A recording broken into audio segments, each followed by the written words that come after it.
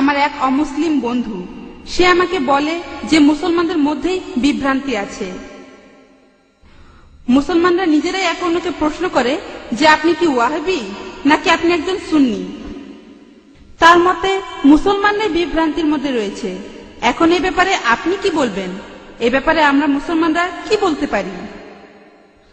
বোন, আপনি বললেন যে এক অমুসলিম বোন প্রশ্ন করেছেন যে মুসলমানদের নিজেদের মধ্যে বিভ্রান্তি আছে যে আপনি কি ওয়াহাবি নাকি হান্নাফি নাকি মাশরাফি নাকি মালিকি, তাহলে মুসলমানরা বিভ্রান্তির মধ্যে আছে। এর উত্তরটা কি? আমি অমুসলিম এই বোনের সাথে একমত। দুর্ভাগ্যজনকভাবে মুসলমানরা এখন অনেক ভাগে বিভক্ত। তবে আমি যখন হিন্দুদের বেদ পড়তে বলছি তখন মুসলমানদেরও কোরআন পড়তে বলছি।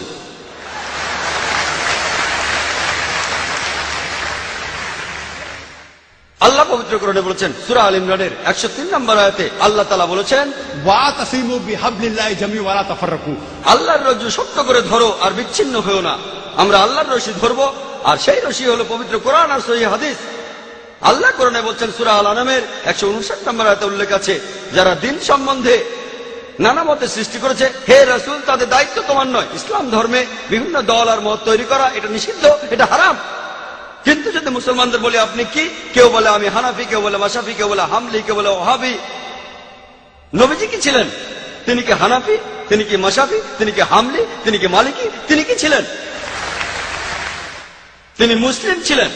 পবিত্র কোরআনে সূরা আল ইমরানের 52 নম্বর আয়াতে উল্লেখ করা আছে, ঈসা আলাইহিস সালাম, যীশু খ্রিস্ট, তিনি মুসলমান ছিলেন। পবিত্র কোরআনে সূরা আল ইমরানের 67 নম্বর আয়াতে উল্লেখ আছে যে ইব্রাহিম আলাইহিস সালাম, তিনিও মুসলিম ছিলেন। পবিত্র কোরআনে সূরা ফুসিলাতে 33 নম্বর আয়াতে উল্লেখ করা আছে, ওয়ামান আহসানু ক্বালাম মিম্মান দা ইলাল্লাহি ওয়া আমিলা সালিহান ক্বালা ইন্নানি মিনাল মুসলিমিন।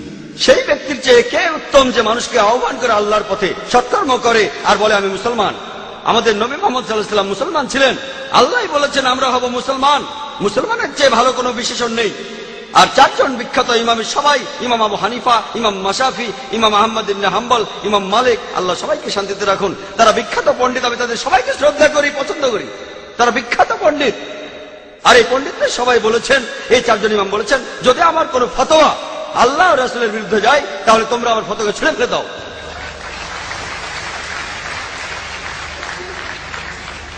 যদি ভালো করে দেখেন, এই যে ইমাম যারা ছিলেন তারা মুসলমানদের বিভক্ত করতে চাননি। তারা চেয়েছিলেন মানুষ যেন মূল ধর্মগ্রন্থগুলো পড়ে, কোরআন আর সহিহ হাদিস। তাই আমাদের এখন যা করতে হবে, আমি জানি যে লোকজন বলে একটা হাদিসে আছে মুসলিমরা 73টি ভাগে বিভক্ত হবে, এটা আছে তিরমিজিতে, সহিহ হাদিস 171 নম্বর হাদিস। নবীজি বলেছেন ভবিষ্যতে 73টি ভাগ তৈরি হবে, ভাগ করা উচিত সেটা বলেননি। নবীজি জানতেন যে আল্লাহ এই কাজটাকে নিষিদ্ধ করেছেন। তাহলে যেটা করতে পারেন, আল্লাহ আর রাসূলকে মানেন, আর নিজেদের আপনারা যে নামে ডাকতে পারেন সেটা হলো মুসলমান।